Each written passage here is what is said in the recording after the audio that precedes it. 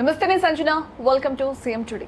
Immigration and foreign bill 2025 ఇదే అంశానికి సంబంధించి మనతో మాట్లాడడానికి ప్రముఖ high court advocate B Varun Hyderabad law firms మనతో పాటు ఉన్నారు. సో దాని ఇన్పుట్స్ ఏంటో తెలుసుకునే ప్రయత్నం చేద్దాం. నమస్తే వరుణ్ గారు. నమస్తే. So immigration bill, so already ఇంతకు ముందు చూసుకున్నట్టయితే మన దగ్గర పాస్పోర్ట్ బిల్ కావచ్చు, ఇమిగ్రేషన్ బిల్ కావచ్చు, చాలా ఉన్నాయి. సో కొత్తగా ఈ బిల్ ఏంటి అసలు?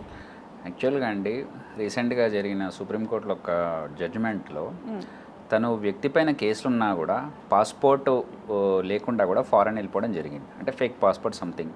అప్పుడు సుప్రీంకోర్టు ఇచ్చిన జడ్జిమెంట్లో వీఆర్ అమేజ్డ్ అని కోర్ట్స్లో ఇచ్చింది. వీఆర్ అమేజ్డ్ సుప్రీంకోర్టు జడ్జిమెంట్లో. ఎందుకంటే కేసులు ఉండే కూడా పాస్పోర్ట్ లేకుండా ఫారెన్ వెళ్ళిపోయారంటే ఎవరో హెల్ప్ చేశారు అక్కడ దాకా వెళ్ళడానికి, సమ్ ఫేక్ డాక్యుమెంట్స్ ద్వారా, దీని ద్వారా.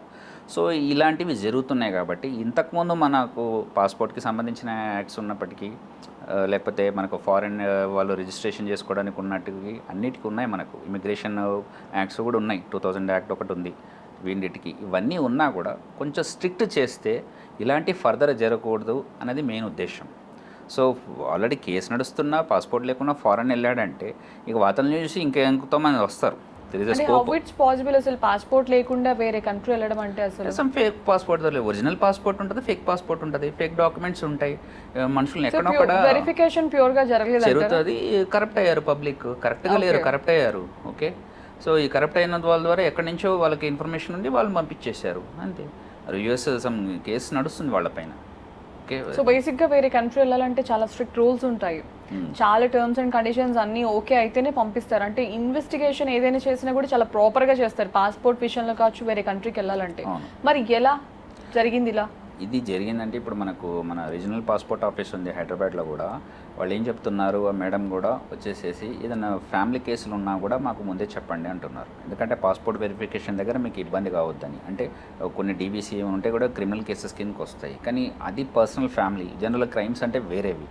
ఓకే, ఆ క్రైమ్స్కు ఈ క్రైమ్స్ వేరు, ఇదేదో పర్సనల్ కేసెస్ కాబట్టి అది ఉంటే చెప్పండి అని చాలా సేఫ్టీ తీసుకుంటారు. బట్ ఎంత సేఫ్టీ తీసుకున్నా ఎక్కడో కొందరు కరప్ట్ అవుతారు కాబట్టి ఆ కరప్షన్ ద్వారానే ఇది ఉంటుంది. సో స్ట్రిక్ట్గా రూల్స్ ఇంకా మాడిఫై చేస్తే గతంలో ఉన్న క్రిమినల్ లాస్ కన్నా, కొలోనియల్ టైం నుంచి ఉన్న క్రిమినల్ లాస్ కన్నా కొత్త భారతీయ న్యాయ సంహిత ఇవన్నీ ఎలా వచ్చాయో కొంచెం స్ట్రిక్ట్ ఎక్కువ ఉంటే కొంచెం మంచి డిసిప్లిన్ ద్వారా వర్క్ జరుగుతుందని అదే ఉద్దేశంతో ఇక ఫర్దర్గా అలా చేయకూడదని కొత్త ఇమిగ్రేషన్ అండ్ ఫారెన్ బిల్ 2025 పెట్టడం జరిగింది. ఇది మన home minister of state Nityananda Rai గారు దాన్ని ముందుకు తీసుకెళ్లారు. ఇప్పుడు లోక్సభ, రాజ్యసభ ద్వారా పాస్ అయినాక అది యాక్ట్గా ఫామ్ అవుతుంది. మెయిన్గా ఏంటంటే కరప్షన్ని తగ్గించడం ఉద్దేశం. సో బేసిక్గా స్ట్రిక్ట్గా ఉంటే కరప్షన్ తగ్గిస్తుంది అనుకుంటే మూర్ఖత్వం అది. బేసిక్గా కరప్ట్ అయ్యే వాళ్ళు స్ట్రిక్ట్గా ఉన్న అవుతారు, నార్మల్గా వదిలేసినా కూడా అవుతారు. సో బేసిక్ ఒక పర్సన్ మీద ఒక చిన్న కేసు ఉన్నా కూడా వేరే కంట్రీకి వెళ్ళడానికి అనర్హులు వాళ్ళు, వెళ్ళడానికి ఉండదు. ఎటువంటి కేసు ఉన్నా కూడా ఒక వేరే కంట్రీకి వెళ్ళాలంటే. సో ఏ కేసు లేకపోయినా కూడా తిను ఫేక్ పాస్పోర్ట్ క్రియేట్ చేసుకున్నారు. సో ఒక పర్సన్ వెళ్ళడం వల్ల ఇప్పుడు కొత్తగా ఒక ఫారెన్ బిల్ ఇమిగ్రేషన్ తీసుకొచ్చారంటే అది ఎంతవరకు కరెక్ట్ అనుకోవచ్చు? ఒక్క పర్సన్ అంటే వాళ్ళకి కొన్ని జరుగుతుంటాయి, కానీ లైమ్లోకి వచ్చింది కొన్నే ఉంటాయి. ఇది ఒకటి వచ్చిందంటే ఇది ఒకటే ఉండదు. జనరల్గా మీరు అన్నారు ఈ కరప్షన్ ఉండకుండా ఉండడం అనేది లేదు. ఎందుకంటే ఎంత ఇప్పుడు బయోమెట్రిక్ పెట్టి అన్ని పెట్టినా కూడా కరప్షన్ జరుగుతుంది. ఎస్, బట్ ఈ మందు స్ట్రిక్ట్ లేకుంటే ఇంకెక్కువ జరిగేవా కదా. ఇప్పుడు మండే డ్రైవింగ్ ఉందండి, ఒక బైక్ మీద మనిషి మామూలు స్పీడ్లో వెళ్ళిన దానికి యాక్సిడెంట్లు ఎక్కువ ఉంటాయా, ఓవర్ స్పీడ్లో యాక్సిడెంట్ ఎక్కువ ఉంటాయా? మీరు అనొచ్చు నార్మల్ స్పీడ్లో కూడా యాక్సిడెంట్లు అవుతాయి కదని, వెళ్తే కూడా జరుగుతాయి. కానీ అట్లాంటప్పుడు మనం కేర్ఫుల్గా ఉండమని చెప్తాం కదా. So we can't train every one to be moral or loyal. Okay, కానీ మనం కొంచెం స్ట్రిక్ట్గా పెడితే ఎక్కువ మటుకు శాతం డిసిప్లిన్గా ఉంటుంది, వర్క్ జరుగుతుందని, మంచిగా స్మూత్గా వెళ్తుందని. సో ఇక్కడ ఏంటంటే జరిగే ఉండొచ్చు గతంలో ఒకళ్ళది, కాకపోతే ఈ లైమ్ లైట్కి వచ్చే వరకు కేసు జనరల్గా ఫ్యామిలీ కేసు ఇంకోటో ఏవో ఉంటాయి. జనరల్గా లుకౌట్ సర్క్యులర్ కూడా ఇస్తారు. ఏమైనా కేసు ఉంటే బయటికి వెళ్ళకుండా పాస్పోర్ట్ మనకు ఎయిర్పోర్ట్లోనే ఆపేస్తారు వాళ్ళని. ఇప్పుడు కొందరు మిస్సింగ్ వాళ్ళు కూడా లుకౌట్ ఇస్తుంటున్నారు. ఎందుకంటే వాళ్ళని ఇక్కడ మన కంట్రీలో ముందు మన బౌండరీలు ఉంటే ఎప్పుడైనా దొరికేయచ్చు. సో అది మెయిన్ ఉద్దేశం. గతంలో జరిగి ఉండొచ్చు అండి, కానీ ఇక్కడ ఈ బిల్లు రావడానికి మెయిన్ ఉద్దేశం ఏంటంటే ఈ కేసు ఒకటి హైలైట్ అయింది. వీఆర్ అమేజ్డ్ అని సుప్రీంకోర్టు జడ్జిమెంట్ ఇచ్చిందంటే దానికి ఎంత ఇది అంటే అది పాస్పోర్ట్ లేకుండా ఎట్లా వెళ్తాడు? ఫేక్ వెళ్ళడానికి తెలిసిపోతుంది, ఒరిజినల్ లేదంటే ఫేక్ ఉంది, అక్కడ ఫేక్ డాక్యుమెంట్స్ ఉన్నాయి, ఎవరో సపోర్ట్ చేశారు తనకి. ఓకే, కొందరు రిటైర్డ్ అవుతుంటారు, ఆ రిటైర్డ్ ఏమంది ఏమో సంపాదించుకున్న వాళ్ళు ఎంతో ఇస్తారు మనీ, ఏదో చేసి ఉండొచ్చు, ఇన్ని క్రోర్స్ ఆఫర్ చేసి ఉండొచ్చు, ఇంకా జరుగుతుంటాయి జనరల్గా. కానీ ఇది ఒకటి లైమ్ లైట్కి వచ్చింది, కానీ గవర్నమెంట్ మీద కూడా ఒత్తిడి వస్తుంది.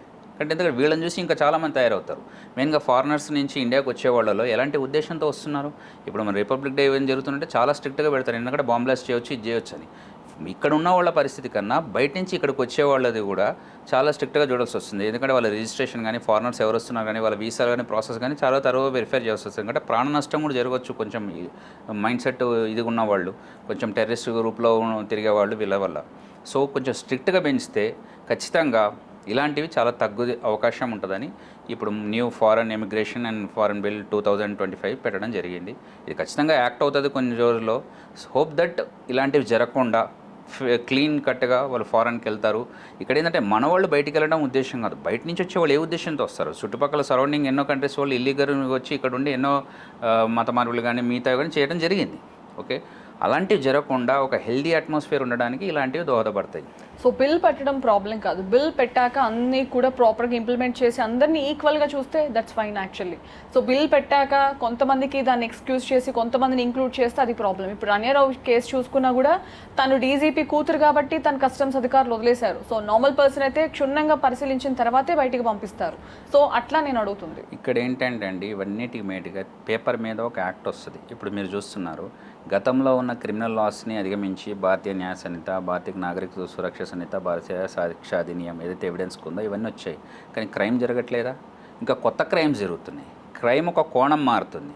ఇప్పుడు సైబర్ క్రైమ్స్లో క్రైమ్ ఒక్కొక్కసారి దాని వర్జన్ మారినట్టు, ఒకసారి డిజిటల్ అరెస్ట్, ఇంకోసారి ఏమో ఇన్వెస్ట్మెంట్ అని, ఇంకోసారి ఇంకోటిలాగా క్రైమ్స్ అయితే జరుగుతున్నాయి. కానీ ఇక్కడ కావాల్సింది ఏంటంటే ఇండివిజువల్కి ఉండాలండి. యాజ్ ఎ సిటిజన్ మనం చేసేది కరెక్టా కాదా, మోరల్స్ ఎథిక్స్ కానీ ఈ కరప్షన్కి వాళ్ళు ఇన్వాల్వ్ కావద్దు. ఇండివిజువల్కి ఉండాలి, నేను చేయకూడదు ఎలా అని. ఈ కరప్షన్ నాకెందుకు, నా శాలరీ నాకు వస్తుంది కదా. ఇప్పుడు పాస్పోర్ట్లో పనిచేసినా, ఆఫీస్లో పనిచేసినా, ఎయిర్పోర్ట్లో పనిచేసినా శాలరీస్ అన్నీ బాగానే ఉంటాయి. ఇంకా పెద్ద పెద్ద స్థాయిలో కూడా మంచిగానే ఉంటాయి. ఇంకా అత్యాశ పబ్లిక్కి ఉన్న ఆ ఒక కరప్షన్ ఇలాంటి వాటికి దారితీస్తుంది. పేపర్ మీద గవర్నమెంట్ ఎన్ని చెప్పినా కూడా పబ్లిక్లో చైతన్యం లేకుండా మన కంట్రీకి మనం మోసం చేయకూడదు ఇలాంటివి చేసి అన్న ఆలోచన ఉండి ముందుకెళ్తే అప్పుడు కానీ మనకు ఒక హెల్దీ అట్మాస్ఫియర్ రాదు. ఇట్లాంటివి ఎన్ని బిల్స్ పెడితే కాకపోతే కొంత రిలీఫ్ అనేది జరుగుతుంది. పాతదానికన్నా కొన్ని దాంట్లో రిజిస్ట్రీ కూడా ఫారెన్ రిజిస్ట్రీ వాళ్ళ డీటెయిల్స్ అన్నీ ఇస్తే కానీ వీసా ఇచ్చేటట్టు లేరు మనోళ్ళకి ఫారెన్ వాళ్ళు వీసా చేయడం కాదు, వాళ్ళకి వీసా ఇస్తేనే కానీ మన కంట్రీలో ఏమైనా చేయగలుగుతారు. సో వాళ్ళది కూడా అన్ని స్ట్రిక్ట్గా ఉంటే కొంతవరకు తగ్గుతుంది. కానీ నేను అవన్నిటికి కూడా యాజ్ అ లాయర్ నేను చెప్తున్నా, సొసైటీ బాగుండాలంటే పబ్లిక్లో చైతన్యం ఉండాలి, కంట్రీని కరప్ట్ చేయొద్దు, కంట్రీకి కాంట్రిబ్యూట్ చేయాలి ఏదైనా మంచిగా అనే ఉద్దేశంతో వెళ్తే ఖచ్చితంగా హెల్దీ అట్మాస్ఫియర్ ఉంటుంది తప్ప ఈ బిల్స్ ఎన్ని చేసినా కూడా పబ్లిక్లో చైతన్యం లేనప్పుడు మళ్ళీ క్రైమ్ ఒక వెరైటీ క్రైమ్ ఒక వేరియేషన్ మారుతుంది తప్ప అంతకుముందు ఉన్న క్రైమ్గా కొత్త క్రైమ్ వస్తుంది తప్ప సొసైటీ మాత్రం అలాగే ఉంటుంది. సో పబ్లిక్ ఆలోచన చేసుకోవాలి, చైతన్యవంతులు కావాలి. ఓకే వరుణ్ గారు, థ్యాంక్ యూ.